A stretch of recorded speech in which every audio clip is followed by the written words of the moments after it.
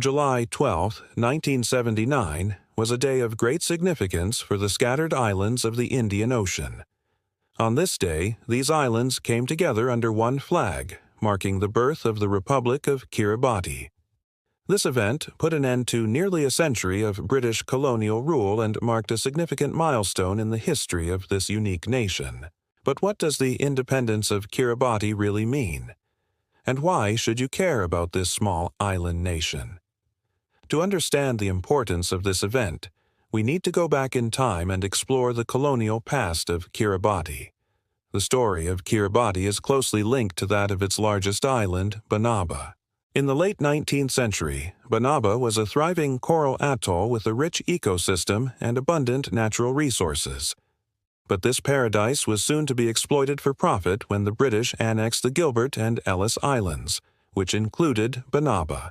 Over the next few decades, the British, Australians, and New Zealanders stripped the island of its phosphate reserves, causing widespread environmental damage and displacing the native population. As the 20th century progressed, the people of Kiribati began to awaken to the realities of colonialism and demanded greater control over their own affairs. Finally, on July 12, 1979, the Gilbert Islands gained independence from British rule and the Republic of Kiribati was born. But this hard-won independence came with its own set of challenges. One of the biggest obstacles facing Kiribati was its geographic dispersion. The country is made up of 33 islands and atolls spread out over a vast area of the Indian Ocean. This makes it difficult to provide services and infrastructure to all parts of the country. Another challenge was the fragility of Kiribati's economy. Before independence, the economy was largely based on subsistence farming and fishing. With the loss of Banaba's phosphate reserves, the country was left with few resources to support its growing population. Despite these challenges, the people of Kiribati were determined to build a new future for their country. The new government invested in infrastructure projects to connect the islands and provide basic services to its people. They also diversified the economy by investing in new industries such as tourism. In the decades since independence, Kiribati has become a model for other small island developing states. Despite its small size and limited resources, Kiribati has been able to achieve significant progress in areas such as education and healthcare. The country has also played an active role in international affairs, particularly on issues related to climate change and the rights of small island states. One of the most pressing challenges facing Kiribati today is the threat posed by climate change. As one of the lowest-lying countries in the world, Kiribati is particularly vulnerable to rising sea levels and extreme weather events.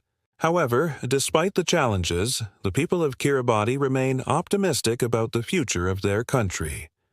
In recent years, the government has invested in renewable energy projects to reduce the country's reliance on fossil fuels.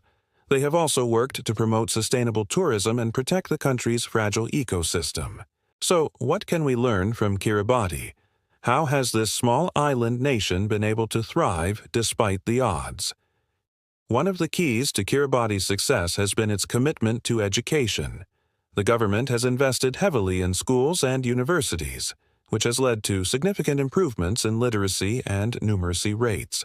Education has also played an important role in preserving the culture and language of Kiribati. Another factor in Kiribati's success has been its commitment to peace and stability. The country has been able to maintain a peaceful and stable environment, which has allowed it to focus on development and prosperity. This commitment to peace has also earned Kiribati respect and admiration from other countries around the world. So, as we look to the future, we can be optimistic about the continued success of Kiribati. Despite the challenges ahead, the country is well positioned to continue its progress and prosperity. Its commitment to education, sustainability, and peace are just a few examples of the values that will help guide the country towards a brighter future. In conclusion, the independence of Kiribati on July 12, 1979, was a significant event not only for the people of Kiribati but for all small island developing states. The story of Kiribati is one of resilience, determination, and the pursuit of freedom and self-determination. It is a story that continues to inspire people around the world today. So let us raise a glass to the Republic of Kiribati, a beacon of hope and inspiration in the Indian Ocean. Thank you for listening.